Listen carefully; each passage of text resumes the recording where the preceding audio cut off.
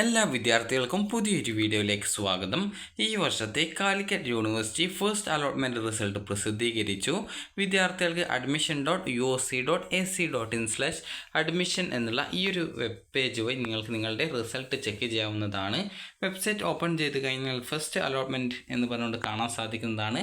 അവിടെയായിട്ട് തന്നെ click here എന്നുള്ളൊരു option കൂടിയുണ്ട്. അപ്പോൾ ജസ്റ്റ് നിങ്ങൾ അതിൽ ക്ലിക്ക് ചെയ്യുക.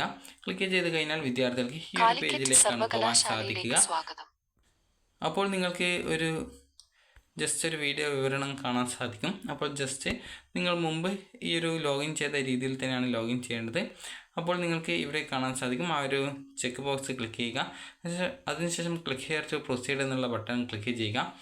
ക്ലിക്ക് ചെയ്ത ശേഷം വിദ്യാർത്ഥികൾക്ക് പിന്നീട് അടുത്ത ഈ ഒരു പേജിലേക്ക് പോകും. അപ്പോൾ ഈ ഒരു പേജിൽ നിങ്ങൾക്ക് നിങ്ങളുടെ ക്യാപ് ഐഡിയും അതുപോലെ തന്നെ സെക്യൂരിറ്റി കീയും നൽകുക.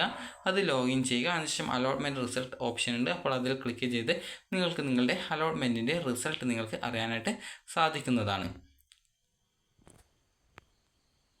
അപ്പോൾ ലോഗിൻ ചെയ്യുന്ന സമയത്ത് വിദ്യാർത്ഥികൾക്ക് ഇതുപോലെയാണ് കാണാൻ സാധിക്കുക.